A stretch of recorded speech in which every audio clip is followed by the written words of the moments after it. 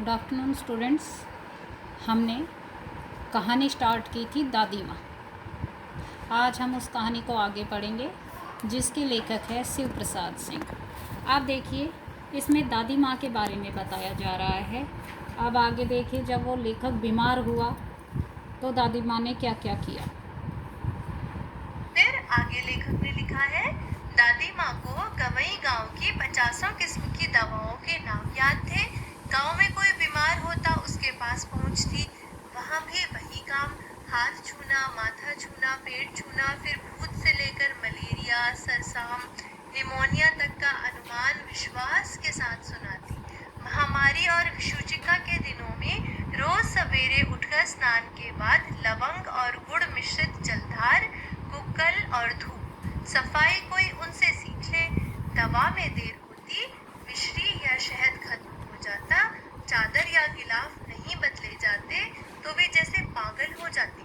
बुखार तो मुझे अब भी आता है। इस अगले पैराग्राफ में लेखक ने बताया है कि उनकी दादी माँ को किस तरह बहुत सारी दवाइयों के नाम याद थे और वे गांव में सभी लोगों की किस तरह सेवा किया करती थी। जहाँ भी गांव में कोई बीमार हो जाता, वहाँ जाकर वे हाथ छूना, माथा छूना, पेट छूना और फिर तरह तरह की बीमारियों के नाम विश्वास के साथ बताती थी कि हाथ वगैरह छू के देखती थी कि किसको कौन सी बीमारी है और उनको अपने अनुभव के हिसाब से भी बताती थी कि ये बीमारी है और इस तरह इसका उपचार करना चाहिए। जब गांव में महामारी और विषुचिका यानी हैजा फैल जाता तो उन दिनों रोज सवेरे उठकर स्नान के बाद वे लौंग मिश्रित गुड़ का जल, गुग्गल, धूप जलाना, ये सब बीमारों को देना, ये सारे काम करती थी। और घर की साफ सफाई ना हो तो वे बहुत नाराज हो जाती थी। आगे लेखक ने लिखा है, नौकर पानी दे जाता है, मेस महाराज अपने मन से पकाकर खिचड़ी या साबू, डॉक्टर साहब आकर नाड़ी देख जाते हैं और कुनैन मिक्सचर की शीशे की तिताई के डर से बुखार भाग भी जाता है। पर न जाने क्यों ऐसे बुखार को बुलाने का जी नहीं होता। लेखक ने आगे लिखा है कि वे आज भी बीमार होते हैं और जब बीमार होते हैं तो नौकर उनकी देखभाल करते हैं।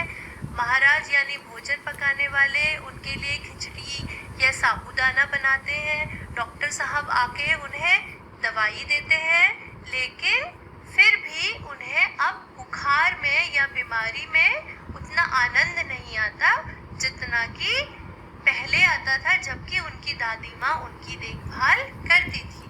किशन भैया की शादी ठीक हुई। दादी माँ के उत्साह और आनंद का क्या कहना, दिन भर गायब रहती। सारा घर जैसे उन्होंने सर पर उठा लिया हो।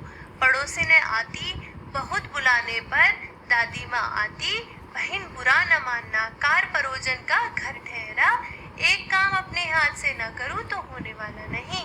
जानने को यों सभी जानते थे कि दादी माँ कुछ करती नहीं, पर किसी काम में उनकी अनुपस्थिति वस्तुतः विलंब का कारण बन जाती।